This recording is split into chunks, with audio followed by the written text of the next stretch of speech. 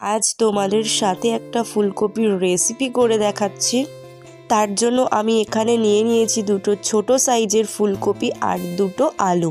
প্রথমে এগুলো আমি ভালো করে ধুয়ে নিয়েছি, তারপর পিস পিস করে কেটে নিয়েছি, দেখতেই পাচ্ছ। এরপর আমি ফোড়নে দেওয়ার জন্য এখানে নিয়েছি জিরে, তেজপাতা, কাঁচা লঙ্কা আর আছে হলুদ, লবণ আর চিনি। এরপর দেখো আমি কড়াইতে তেল গরম করে নিয়েছি। এরপর এক এক করে সমস্ত ফুলকপি আমি দিয়ে দেব গরম তেলে। এরপর এটা খুব ভালো করে নেড়ে নেব।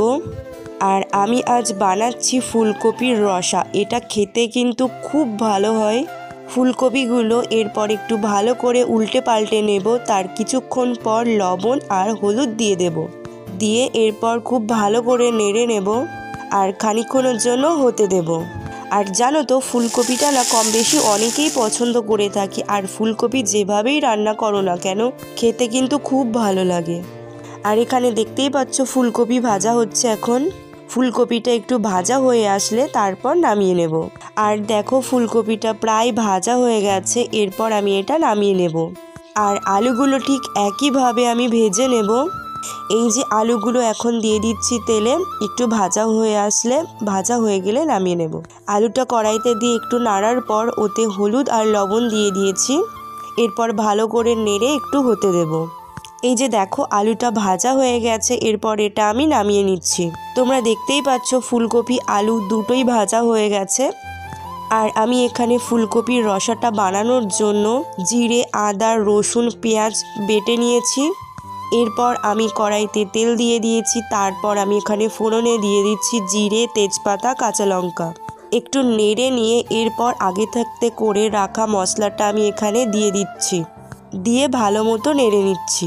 এরপর আমি মশলাটা একটু নাড়তে থাকবো। আর মশলাটা থেকে এরপর তেল ছেড়ে দিলে তারপর এই যে আগে থাকতে করে রাখা আলু আর ফুলকপি ভাজাটা আমি দিয়ে দেব। দিয়ে এরপর আমি ওটা ভালো করে একটু কষিয়ে নেব।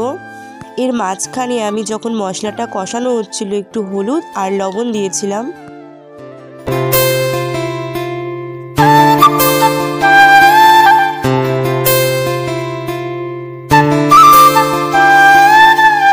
আর দেখতে পাচ্ছ মশলাটা থেকে তেল ছেড়ে দিয়েছে। আর আমি আগে থাকতে ভেজে রাখা ফুলকপি আলুটা দিয়ে দিচ্ছি। দিয়ে ভালো করে নেড়ে নিচ্ছি।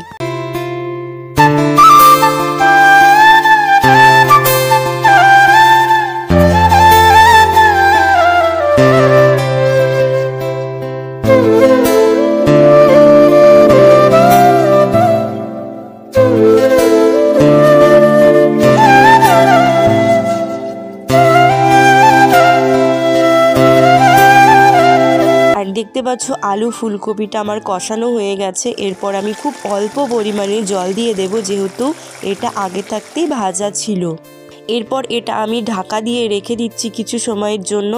আর দেখতেই পাচ্ছ এখন একটু ফুটছে, জলটা একটু কমে আসলে তারপর নামিয়ে নেব।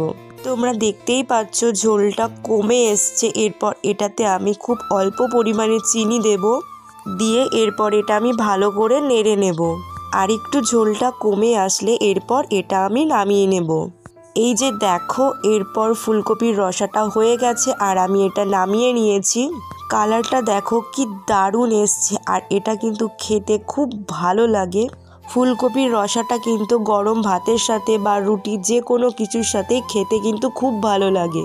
তোমরা একবার বাড়িতে এইভাবে বানিয়ে দেখো, খুব ভালো লাগে খেতে ফুলকপির রসাটা।